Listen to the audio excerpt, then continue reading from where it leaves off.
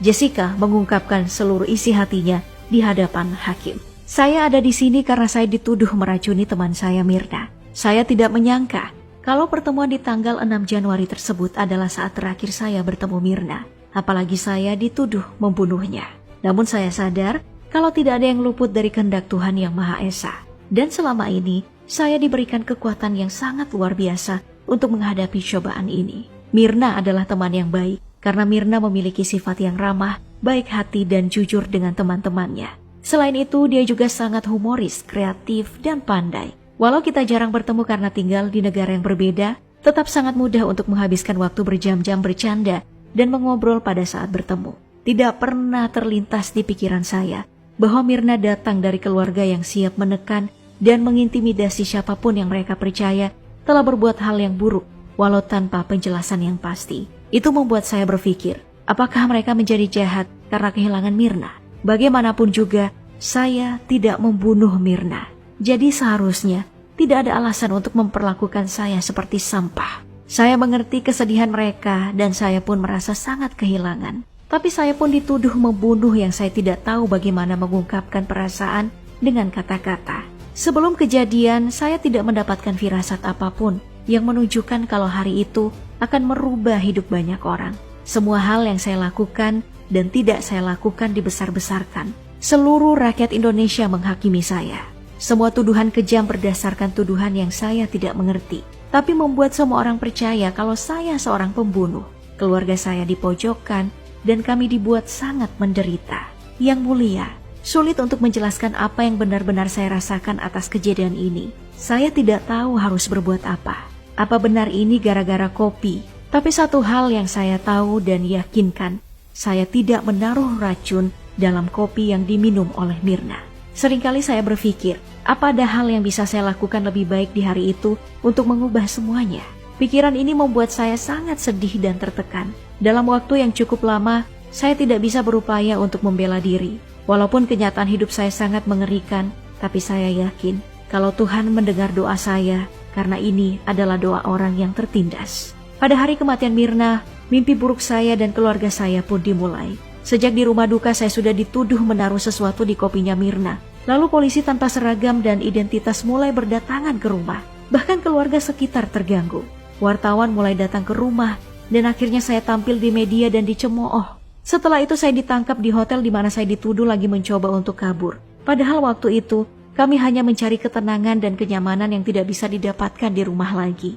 Untuk keluar membeli makan saja sulit. Mulai hari penangkapan, tekanan dari polisi pun semakin terlihat. Mereka terus-menerus menyuruh saya untuk mengaku dengan rekaman CCTV sebagai senjata. Yang mulia, tidak peduli seberapa berat, sedih, tertekan dan hancur. Apapun dan siapapun tidak akan bisa membuat saya mengakui perbuatan yang tidak saya lakukan dan tidak mungkin akan saya lakukan. Saya ditempatkan di satu sel yang ukurannya tidak lebih dari 1,5 kali 2,5 meter. Saya diperingatkan kalau tahanan lain akan melakukan hal yang tidak baik terhadap saya.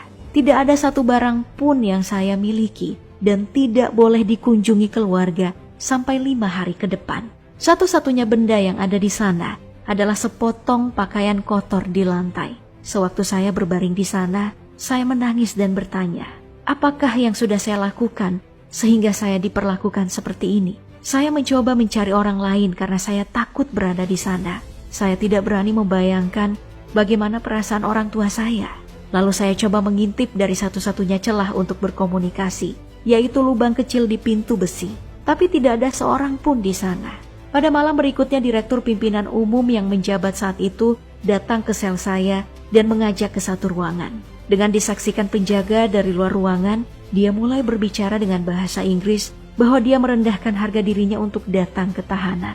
Lalu dia meminta saya mengakui tuduhan yang diberikan kepada saya dengan dalih kalau sudah memeriksa rekaman TV. Pada intinya dia mau mengatakan kalau saya mau mengakui, maka saya akan divonis 7 tahun, bukan hukuman mati atau seumur hidup. Lalu saya pun kembali ke sel.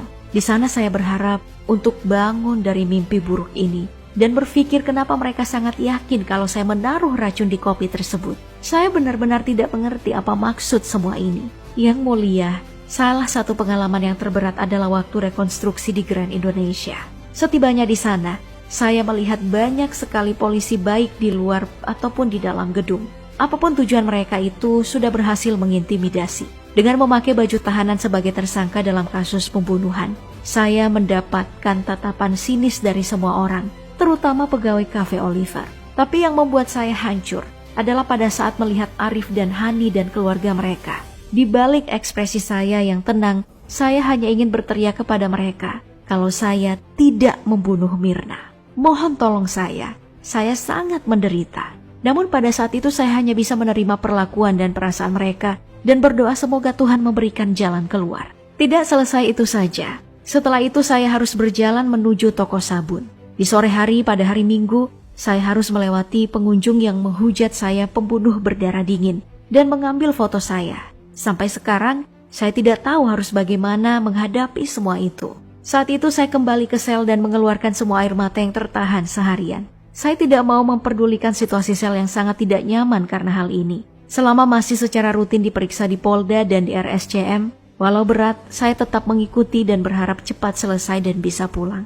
Bagaimanapun stresnya saya tetap menghormati proses pemeriksaan sesuai prosedur. Semua tuduhan yang berdatangan dari orang-orang yang tidak dikenal dan orang-orang yang dulu saya sayangi membuat saya merasa kalau tidak ada lagi yang tersisa dalam diri saya. Namun saya yakin semua akan baik-baik saja. Setelah 4 hari dikurung sendiri, saya dipindahkan ke Pondok Bambu. Pertama-tama, saya sangat takut karena begitu banyak orang di sana yang membuat saya khawatir akan peringatan polisi pada saat saya ditahan.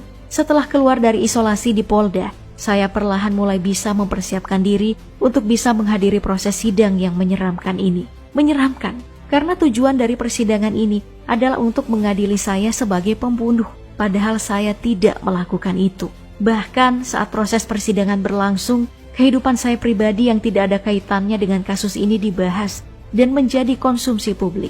Banyak orang yang dengan sengaja maupun tidak sengaja menindas dan menekan saya.